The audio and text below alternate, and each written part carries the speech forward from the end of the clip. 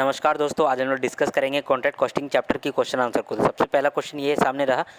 Contract में कह रहा है कि कॉन्ट्रैक्ट स्टार्ट हुआ था 1/7/2013 को और ख़त्म हुआ है 31/3/2014 को। इसका मतलब कि 9 मंथ का कॉन्ट्रैक्ट था। अब इसके लिए सारा हम लोगों का डेटा दिया गया, जैसे कि मटेरियल सेंड टू साइट दिया गया है, लेबर दिया गया है, सैलरी इंजीनियर को कितना दिए हैं वो भी दिया गया है, प्लांट का कॉस्ट दिया गया है, सैलरी सुपरवाइजर को कितना दिया है वो दिया हुआ है, एडमिनिस्ट्रेशन एक्सपेंसेस दिया है, प्रीपेड एडमिनिस्ट्रेशन एक्सपेंसेस है और क्लोजिंग मटेरियल भी दिया है। और कह रहा है कि प्लांट यूज़ किए हैं उसका एस्टिमेटेड लाइफ 7 साल है और जिसका रेसिडुअल वैल्यू 50,000 हो जाएगा। और हम लोगों का कुछ मटेरियल है 13,500 अमाउंट का, जिसको हम लोगों ने बेच दिया है 10,000 में।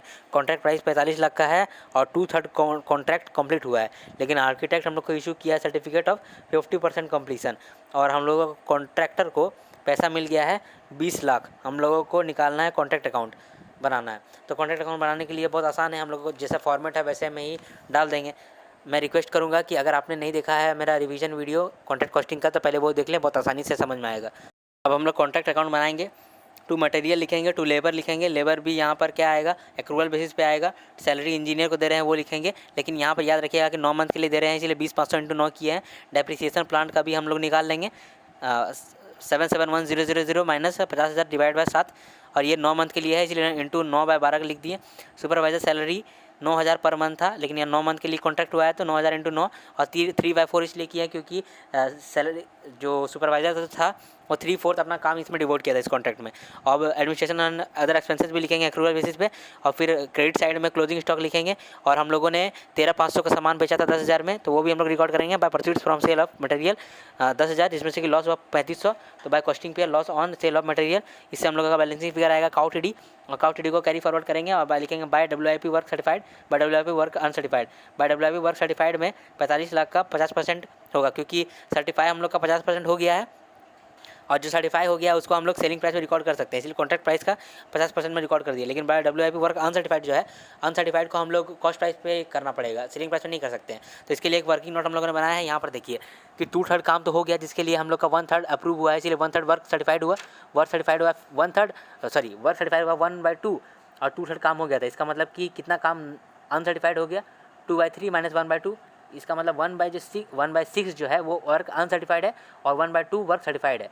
तो सिंस 2639600 हम लोग का 2/3 काम कंप्लीट करने के लिए लगा था, तो 1/6 काम करने का कंप्लीट करने के लिए कितना लगता, 659,900।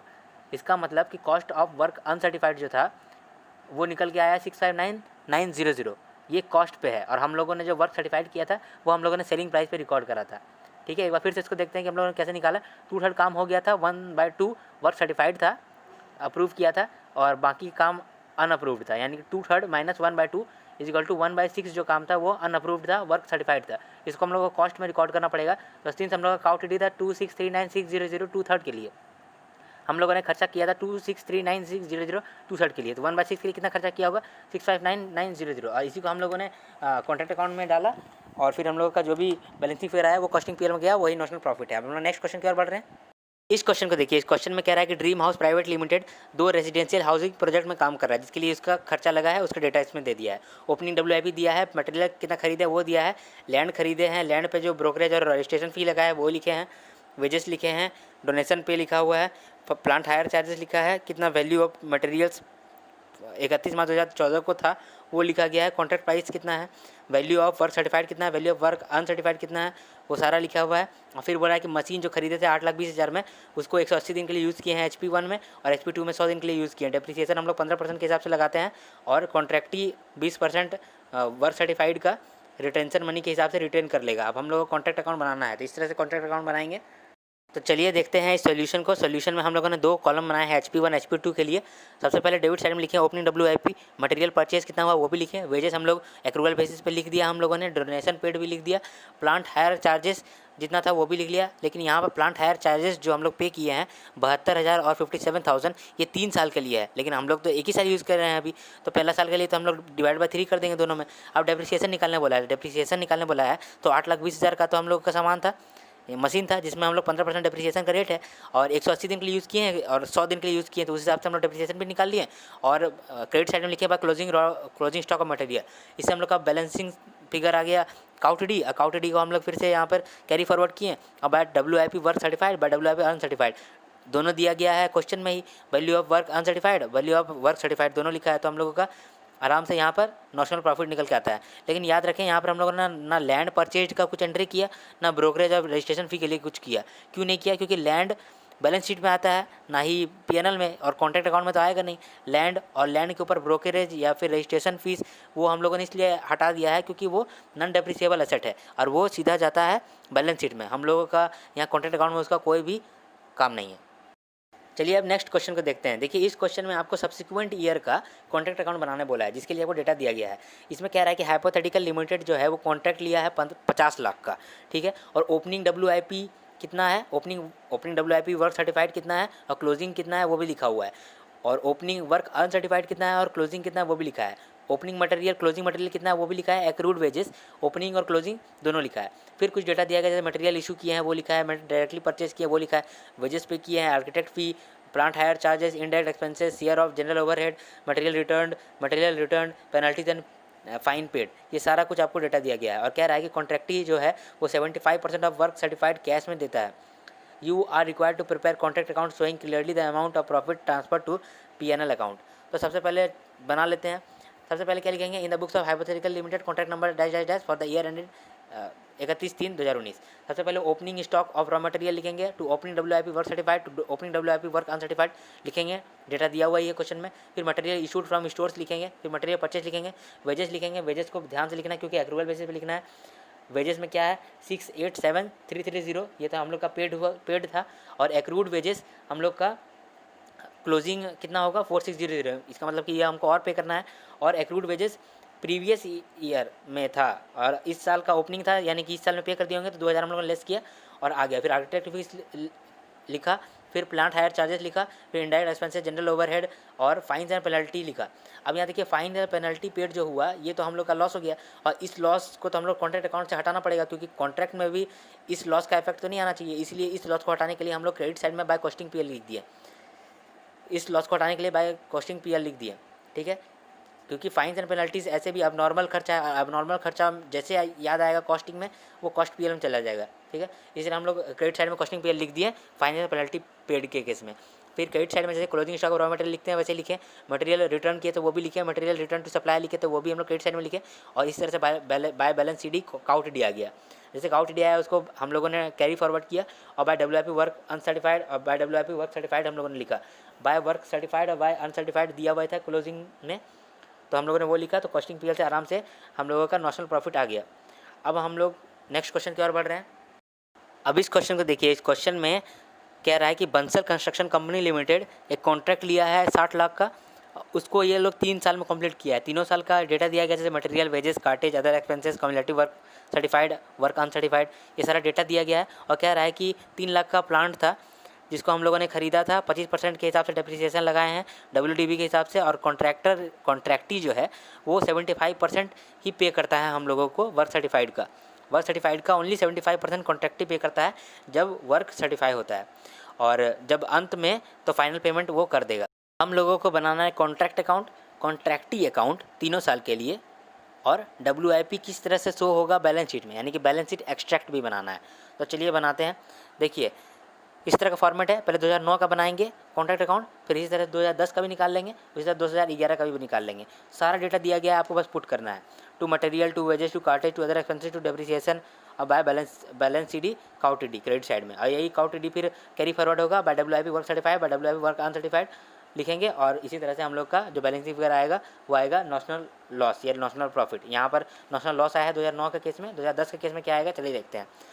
अब 2010 में अब जब बना रहे हैं 2010 तो सब्सिक्वेंट ईयर हुआ, तो सब्सिक्वेंट ईयर में हम लोग कैसे स्टार्ट करते हैं, to opening WIP work certified, to opening WIP work uncertified, फिर material, wages, cartage, other expenses, depreciation, और क्रेडिट साइड में बाय बैलेंस CD काउट डी, जैसे काउट डी आया उसको हम लोग कैरी फॉरवर्ड करते हैं, by WIP work certified, by WIP uncertified लिखते हैं।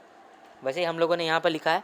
अब सिंस हम लोगों को सब्सिक्वेंट ईयर का हम लोग कॉन्ट्रैक्ट अकाउंट बना रहे हैं, तो इस केस में हम लोग by closing WIP work certified, by closing WIP work uncertified लिखते हैं। यहाँ पर हम लोग को कम्युलेटिव बेसिस पे लिखना पड़ता है, तो क्या यहाँ पर कम्युलेटिव बेसिस पे दिया हुआ है? हाँ, यहाँ कम्युलेटिव बेसिस पे ही दिया हुआ है, तो कोई टेंशन नहीं है, ठीक है। इस तरह से हम लोग फिर नॉशनल प्रॉफिट या नॉशनल लॉस आएगा, यहाँ पर नॉशनल प्रॉफिट आ रहा है। अब अगले साल में भी हम लोग अब अगले साल बना रहे हैं तो अगले साल भी सब्सिक्वेंट ईयर हो गया। इसीलिए यहाँ पर भी हम लोग किस तरह से फॉर्मेट है, to opening WIP work certified, to opening WIP work uncertified. ये वाला ओपनिंग WIP वर्क सर्टिफाइड या ओपनिंग WIP वर्क अनसर्टिफाइड कैसे आ रहा है, क्लोजिंग को ही ओपनिंग लिख दे रहे हैं।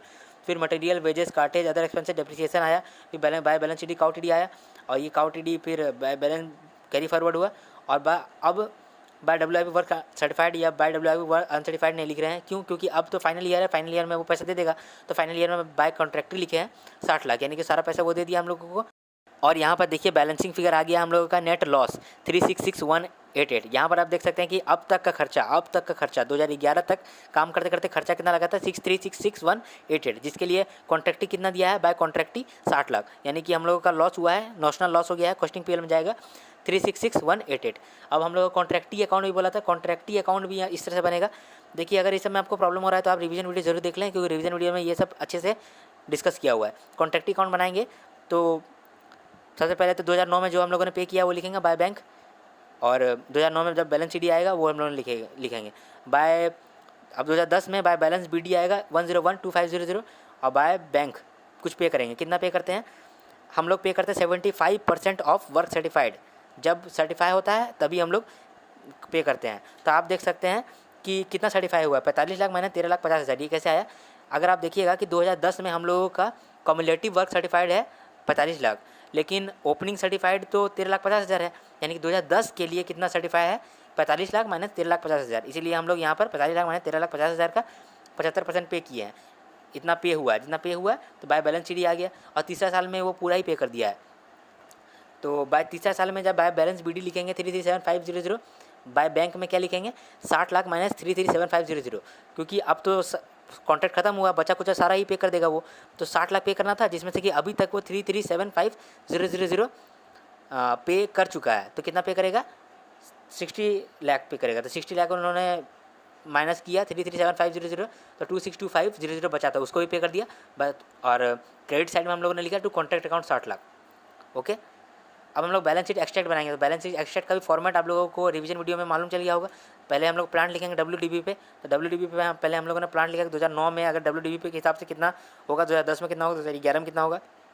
फिर करंट एसेट में closing stock of raw material लिखते हैं, फिर closing stock of WIP, closing WIP work uncertified certified लिखते हैं, और सर्टिफाइड से लेस करते हैं पेमेंट रिसीव्ड फ्रॉम कॉन्ट्रैक्टी, वो भी हम लोगों ने कर दिया। और प्रीपेड एक्सपेंसेस कुछ था नहीं, और करंट लायबिलिटी में कोई आउटस्टैंडिंग एक्सपेंसेस भी नहीं था। तो यहाँ पर हम लोग का बैलेंस शीट एक्सट्रैक्ट भी खत्म होता है। ये क्वेश्चन बड़ा ही मजेदार था, एक बार फिर से डिस्कस करते हैं इस क्वेश्चन को। इस क्वेश्चन में आपको बहुत सालों का बनाने बोला था कॉन्ट्रैक्ट अकाउंट, बेसिकली 3 सालों का कॉन्ट्रैक्ट अकाउंट बनाने बोला था, तो हम लोगों ने बना लिया। पहला साल का तो जैसे बनता था वैसे ही बना, लेकिन दूसरा साल तो सब्सिक्वेंट ईयर हो गया। सब्सिक्वेंट ईयर में कैसे बनाते हैं, to opening WIP work certified, to opening WIP work uncertified, सारा खर्चा लिखते हैं, और क्रेडिट साइड में लिखते हैं by WIP work uncertified, by WIP work certified. और अभी जो क्लोजिंग WIP वर्क सर्टिफाइड लिखते हैं, अनसर्टिफाइड लिखते हैं, इसमें हम लोग कम्युलेटिव बेसिस पे लिखते हैं। कम्युलेटिव बेसिस क्वेश्चन में दिया होता है, इसलिए हम लोग उसी तरह से लिख दिया। और उसके बाद subsequent year, next subsequent year हुआ।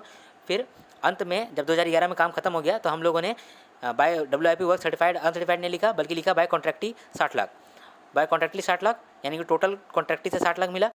और डेबिट साइड में लिखे थे कि कितना अभी तक का खर्चा लगा, यानी कि काउ टीडी कितना लगा है, 63666188। इसका मतलब कि नॉशनल लॉस हुआ था हम लोगों को, तो वो कॉस्टिंग पीएल में ट्रांसफर कर दिए 366188।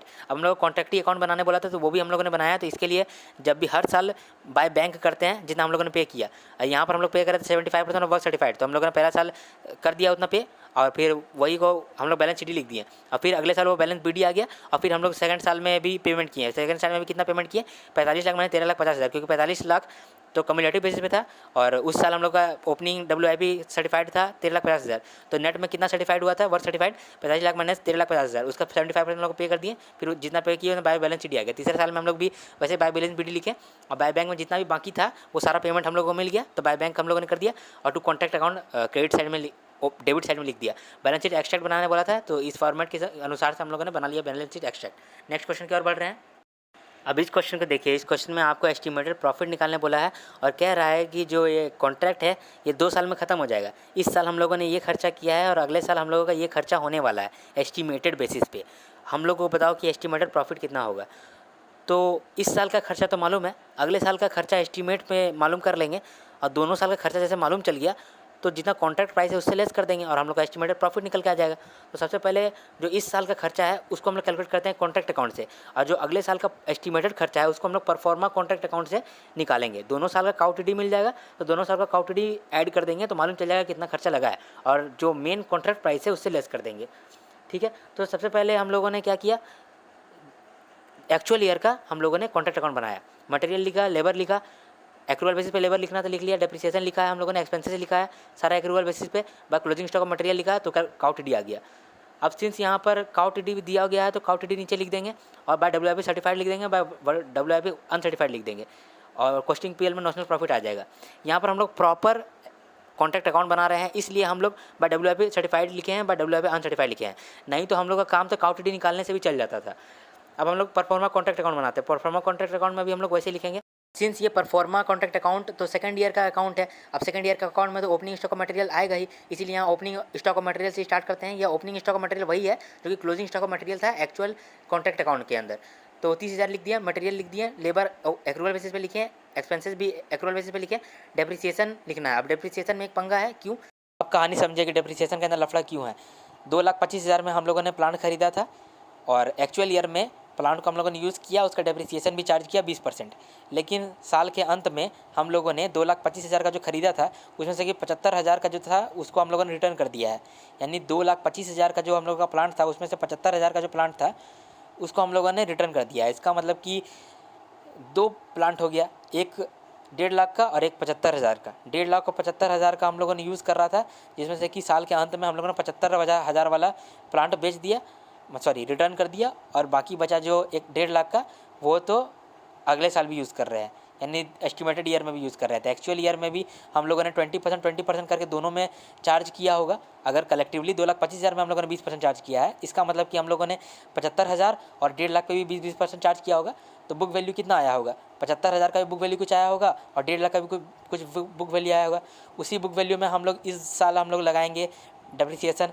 तो सिंस अगर देखा जाए तो 75,000 का जो बुक वैल्यू आया था वो तो हम लोगों ने रिटर्न कर दिया, वो तो अब आएगा नहीं हम लोग का बुक्स में।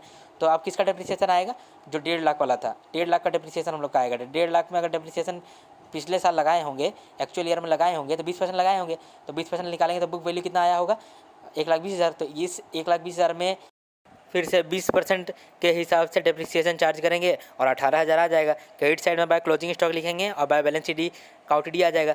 सिंस हम लोग का एस्टिमेटेड ईयर का भी काउटिडी आ गया और करंट ईयर का भी काउटिडी मालूम है, यानी कि टोटल खर्चा कितना लगने वाला है अभी हम लोग को मालूम है। तो अब इस टोटल खर्चा को लेस कर देंगे कॉन्ट्रैक्ट प्राइस से, तो हम लोग का एस्टिमेटेड प्रॉफिट आ जाएगा। सिंपल क्वेश्चन था। अब नेक्स्ट क्वेश्चन की ओर बढ़ रहे हैं। अब इस क्वेश्चन को देखिए, इस क्वेश्चन में भी आपको एस्टिमेटेड प्रॉफिट निकालने बोला है, और एस्टिमेटेड प्रॉफिट जब भी निकालने बोलता है तो एक्चुअल देता है और एस्टिमेटेड ईयर का जितना भी खर्चा है डेटा सारा देता है, वही यहाँ पर भी दिया है। और फिर यहाँ पर लिखा है कि मटेरियल का कुछ भाग अनसुटेबल था, उसको हम लोग बेच दिए हैं 18,125 में, जिसका कॉस्ट था 15,000 का, इसका मतलब कि प्रॉफिट हुआ भैया। फिर एक प्लांट है जिसको स्क्रैप किया गया है, डिस्पोज किया गया है 2875 में, और value of plant at site यानी क्लोजिंग जो प्लांट है वो है 7750, और क्लोजिंग मटेरियल है 4250।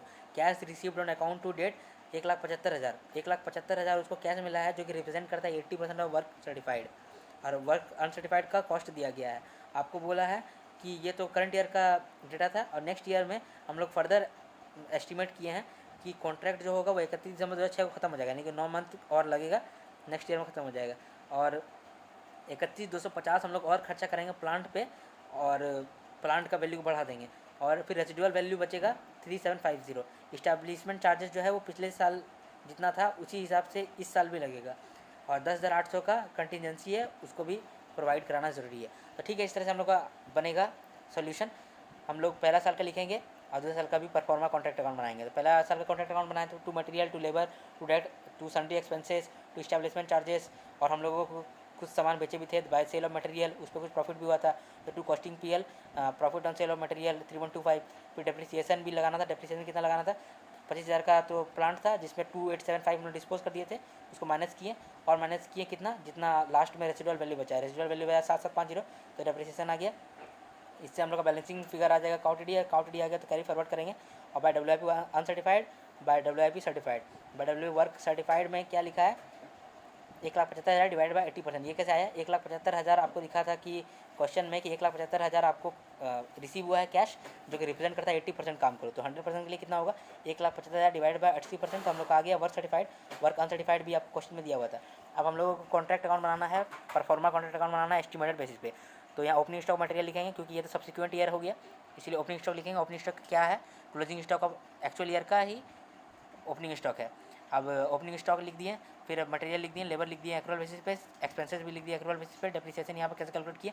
7750 का प्लांट था, जिसमें से 31250 खर्चा किए थे, उसको अच्छा बना दिए थे, और अंत में बचा था 3750, तो उसको लेस कर दिए।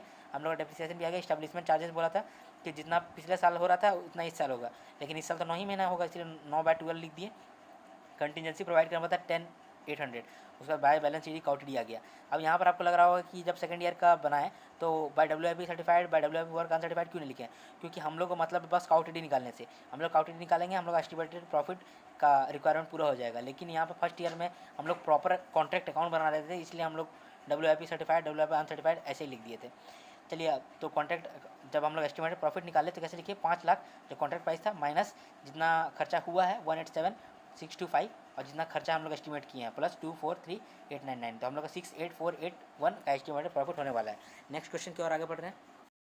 इस क्वेश्चन को देखिए। इस क्वेश्चन में कॉन्ट्रैक्टर कॉन्ट्रैक्ट लिया है और कॉन्ट्रैक्ट प्राइस है 17,50,000, और कह रहा है कि ये कॉन्ट्रैक्ट प्राइस है subject to escalation clause for material और वेजेस। मटेरियल और वेजेस के लिए एस्केलेशन क्लॉज एप्लीकेबल है, इसीलिए स्टैंडर्ड खर्चा भी दे दिया है मटेरियल का और एक्चुअल खर्चा भी दे दिया मटेरियल का। वेजेस के लिए भी स्टैंडर्ड खर्चा दिया है, वेजेस के लिए भी एक्चुअल खर्चा दे दिया है, और कह रहा है कि फुल एक्चुअल खर्चा होने के बाद कंपनी क्लेम कर रहा है फाइनल प्राइस 1,773,600। हम लोग को बताना है कि एडमिसिबल क्लेम कितना होगा और फाइनल प्राइस कितना पेएबल होगा, और प्रॉफिट कितना होगा कॉन्ट्रैक्टर का अगर इस एस्केलेशन होने के बाद, और अगर 80% एस्केलेशन अमाउंट कॉन्ट्रैक्ट देता है तब उस केस में हम लोग का अमाउंट पेएबल कितना होगा। तो चलिए इस केस से हम लोग बनाते हैं। देखिए, हम लोग को मालूम है कि एस्केलेशन क्लेम का फॉर्मूला होता है actual rate minus standard rate into standard quantity. क्या फॉर्मूला होता है? Actual rate minus standard rate into standard quantity. तो हम लोग कॉलम भी बनाएंगे एक्चुअल रेट का, स्टैंडर्ड रेट का और स्टैंडर्ड क्वांटिटी का, और फिर एस्केलेशन निकाल लेंगे।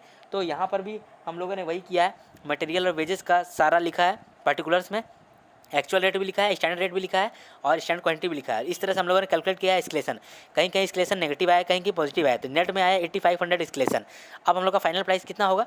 फाइनल प्राइस 17,50,000 प्लस एस्केलेशन का कितना अमाउंट है? एस्केलेशन का 8500, तो हम लोग का आया 1,758,175,800, इतना हम लोग का फाइनल प्राइस आया। अब हम लोग को प्रॉफिट भी निकालना बोला था सेकंड पार्ट में कि कॉन्ट्रैक्टर का प्रॉफिट निकालो अगर इस एस्केलेशन के इंक्लूड करते हैं तो कॉन्ट्रैक्ट प्राइस इंक्लूडिंग एस्केलेशन कितना होता है? 175,880, जिसके लिए इसको मटेरियल कॉस्ट कितना लग रहा था? 5050 इंटू 48, 3450 इंटू 79 प्लस 2600 इंटू 66। ये एक्चुअल खर्चा हम लोग जोड़े मटेरियल का। उसी तरह से एक्चुअल खर्चा वेजेस का भी जोड़ेंगे, 2100 इंटू 72, 2450 इंटू 75 और 3100 इंटू 66, और लेस कर देंगे तो हम लोग का प्रॉफिट आ जाएगा। और तीसरा में हम लोग को बोल रहा है कि अगर कॉन्ट्रैक्टी बस 80% ही देगा तो उस केस में फाइनल प्राइस कितना होगा? तो 8500 का 80% प्लस जितना फाइनल प्राइस था 17,50,000 ऐड कर देंगे तो 1,756,800, ये फाइनल प्राइस पेएबल होगा। इस क्वेश्चन को देखिए। इस क्वेश्चन में आपको कॉन्ट्रैक्ट अकाउंट बोल रहा है बनाने के लिए विथ एस्केलेशन क्लॉज। एस्केलेशन का इफेक्ट लेकर के आपको कॉन्ट्रैक्ट अकाउंट बनाना है। तो कॉन्ट्रैक्ट अकाउंट तो आपका आसानी से बन जाएगा, लेकिन एस्केलेशन में आपका थोड़ा दिक्कत होगा। तो एस्केलेशन को पढ़ते हैं। एस्केलेशन में कह रहा है the contract content an escalation clause which read as follows in the event of increase in both the material cost and wages cost by more than 5%, the contract price would increase by 25% of increase in material cost and 30% in the wages cost beyond 5%। इसमें कह रहा है कि escalation clause applicable होगा जब material cost और wages cost दोनों 5% से बढ़ जाता है, और हम लोगों का अगर दोनों 5% से बढ़ जाता है तो कॉन्ट्रैक्ट प्राइस जो मटेरियल कॉस्ट का होगा वो 25% से बढ़ जाएगा, और कॉन्ट्रैक्ट प्राइस जो वेजेस कॉस्ट का होगा वो 30% से बढ़ जाएगा। लेकिन 30% और 25% से बढ़ेगा, लेकिन बियॉन्ड 5% से बढ़ेगा। यानी पहला 5% तक तो हम लोगों को एस्केलेशन नहीं मिलेगा, लेकिन 5% के बाद जब बढ़ने लग जाएगा उस पर हम लोगों को एस्केलेशन मिलेगा। कितना परसेंट एस्केलेशन मिलेगा? मटेरियल कॉस्ट के केस में 25% और वेजेस कॉस्ट में 30%। ओके, बियॉन्ड 5% में मिलेगा। ठीक है, और एस्केलेशन क्लॉज कब एप्लीकेबल होगा? जब मटेरियल कॉस्ट और वेजेस कॉस्ट दोनों 5% कॉस्ट से बढ़ता है तब। लेकिन यहाँ पर लिख रहा है it was found that prices of material and wages rate increase by 25%। 25% से बढ़ गया है। हम लोगों का तो बस इतना ही कंडीशन था कि 5% से अगर वेजेस और मटेरियल कॉस्ट बढ़ेगा तब हम लोगों का एस्केलेशन क्लॉज एप्लीकेबल होगा, लेकिन यहाँ तो 25% बढ़ गया है। इसका मतलब कि हम लोगों को एस्केलेशन मिलेगा, लेकिन एस्केलेशन कितना मिलेगा? 25% of increase in material cost और 30% इन वेजेस कॉस्ट, लेकिन बियॉन्ड 5%। पहला 5% में नहीं मिलेगा, उसके बाद जो होगा उस पर हम लोग को मिलेगा। ठीक है, तो इस तरह से हम लोग का सोल्यूशन बनता है। सबसे पहले कॉन्ट्रैक्ट अकाउंट बनाएंगे, कॉन्ट्रैक्ट अकाउंट आराम से बन जाएगा, काउटीडी भी आ जाएगा। काउटीडी को हम लोग को यहाँ पर कैरी फॉरवर्ड करेंगे। बाय WIP वर्क सर्टिफाइड भी लिखा है, बाय WIP अनसर्टिफाइड भी दिया हुआ है, बाय एस्केलेशन क्लेम यहाँ निकालना पड़ेगा। तो इसके लिए वर्किंग नोट बनाते हैं। यहाँ पर देखिए वर्किंग नोट बनाना पड़ेगा। सबसे पहले एक्चुअल कॉस्ट निकालेंगे, स्टैंडर्ड कॉस्ट निकालेंगे, और फिर देखेंगे कि एस्केलेशन हम लोग का कितना हुआ है। तो एक्चुअल कॉस्ट लिखेंगे, स्टैंडर्ड कॉस्ट लिखेंगे, और फिर देखेंगे कि 5% के बियॉन्ड कितना इंक्रीज़ हुआ है, क्योंकि 5% के बियॉन्ड जितना इंक्रीज़ हुआ है आखिर उसी पे तो हम लोग को एस्केलेशन मिलने वाला है, इसीलिए हम लोग ये बनाएंगे। सबसे पहले पार्टिकुलर्स में लिखेंगे मटेरियल वेजेस। मटेरियल का खर्चा 75,000 आया है, वेजेस का 50,000। कैसे आया? देखिए मटेरियल परचेज किए थे 1 लाख का, लेकिन 25,000 क्लोजिंग स्टॉक बचा हुआ है, यानी कि खर्चा कितना किया है? 75,000 का, और वेजेस खर्चा कितना किया है? 50,000। ठीक है, अब ये एक्चुअल कॉस्ट है, लेकिन स्टैंडर्ड कॉस्ट क्वेश्चन में कहीं भी दिया हुआ ही नहीं है, तो स्टैंडर्ड कॉस्ट हम लोग निकाल लेंगे। यहाँ पर क्वेश्चन कह रहा था कि हम लोग का स्टैंडर्ड कॉस्ट से 25% बढ़ गया है मटेरियल कॉस्ट भी और वेजेस कॉस्ट भी। तो ठीक है, अगर 75,000 मटेरियल कॉस्ट जो लगा है वो 125% है, तो 100% कितना होगा? अगर 50,000 वेजेस में लगा है और ये 125% है, तो 100 में कितना लगेगा? तो स्टैंडर्ड कॉस्ट भी आ जाएगा, एक्चुअल कॉस्ट भी आ जाएगा। अब अगला कॉलम है इंक्रीज बियॉन्ड 5%।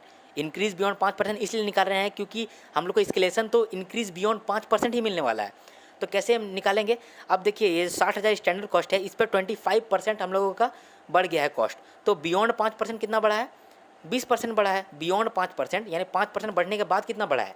20% बढ़ा है, इसलिए 60,000 का 20% 12,000 आता है। अब 40,000 हम लोगों का स्टैंडर्ड कॉस्ट था, जिसमें कि 25% हम लोग का बढ़ के 50,000 हो गया था। तो हम लोगों को कितना पे एस्केलेशन मिलेगा? Increase beyond 5%। तो 5% अगर छोड़े तो 5% के बाद कितना बढ़ा है? और 20% बढ़ा है। तो 40,000 का 20% होता है 8,000, यानी कि 12,000 और 8,000 पे ही हम लोग को एस्केलेशन मिलेगा। कितना मिलेगा? मटेरियल के केस में 25% मिलेगा और वेजेस के केस में 30% मिलेगा, तो वो भी हम लोगों ने लिख लिया। तो एस्केलेशन आया 5400। इसी 5400 को हम लोगों ने कॉन्ट्रैक्ट अकाउंट में लिखा और हम लोग का कॉस्टिंग पीरियड से नेशनल प्रॉफिट आ गया। अब हम लोग अगला क्वेश्चन की ओर बढ़ रहे हैं। इस क्वेश्चन को देखिए, इस क्वेश्चन में आपको प्रॉफिट एंड लॉस निकालने बोला है कॉन्ट्रैक्ट अकाउंट बना करके, और 4 कॉन्ट्रैक्ट नंबर दिया गया है। 4 कॉन्ट्रैक्ट अकाउंट बना करके आपको सारा का प्रॉफिट और लॉस निकालना पड़ेगा।